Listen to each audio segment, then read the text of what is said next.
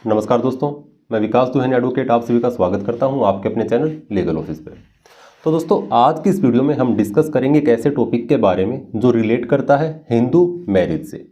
यानी कि अगर दो हिंदू पर्सन जो हैं वो हिंदू मैरिज एक्ट के अकॉर्डिंग शादी करते हैं, हिंदू अधिनियम के तहत विवाह करते हैं, तो उसमें क्या क्या कंडीशंस हैं, क्या क्या ऐसी बातें हैं, क्या क्या ऐसे नियम और शर्तें हैं जिन्हें पूरा करना ज़रूरी है।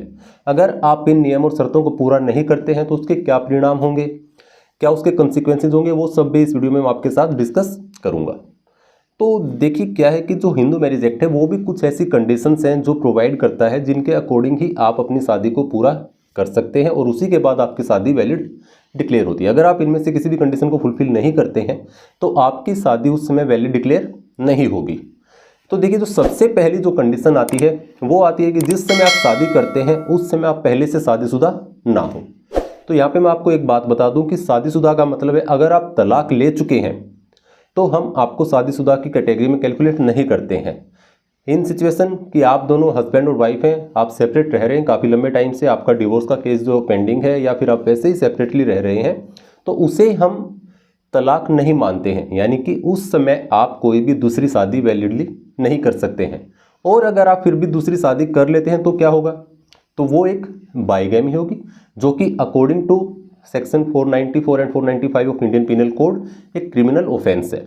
अभी आज के समय में चूंकि नए जो पिनल लॉज हैं, जो क्रिमिनल लॉज हैं, वो नए अमेंड होके आ चुके हैं, तो ये प्रोविजंस भी अब चेंज हो चुके हैं।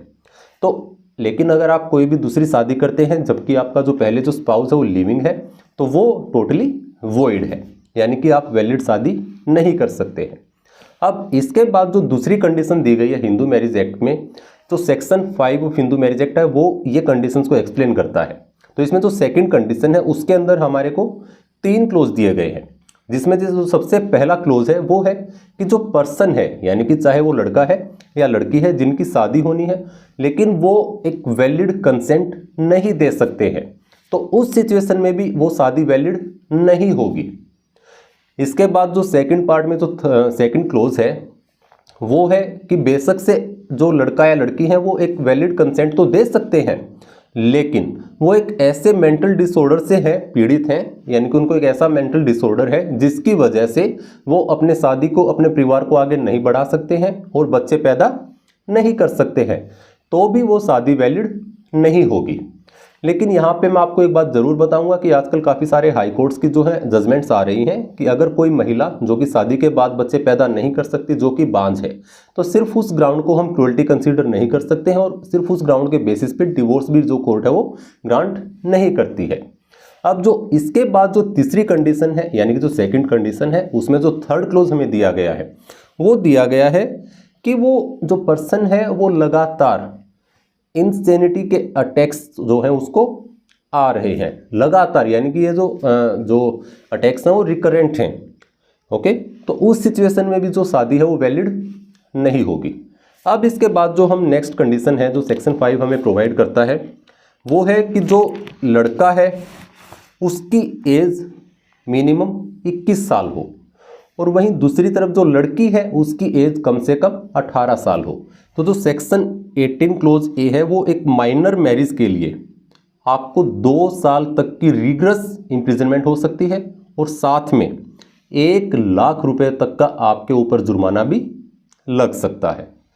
अब इससे अलग जो हमारा स्पेशल मैरिज एक्ट है उसके अकॉर्डिंग जो चाइल्ड मैरिज जो टोटली वॉइड है और वहीं जो prohibition of child marriage act है उसके अकॉर्डिंग ये शादी वॉइडेबल है, यानी कि ये पार्टीज के ऊपर डिपेंड करेगा कि वो इस शादी को वैलिड रखना चाहते हैं या इस शादी को वॉइड डिक्लेयर करना चाहते हैं। अब इसके बाद जो नेक्स्ट कंडीशन है वो है कि जो पार्टीज हैं वो एक दूसरे की प्रोहिबिटेड डिग्रीज में ना हो।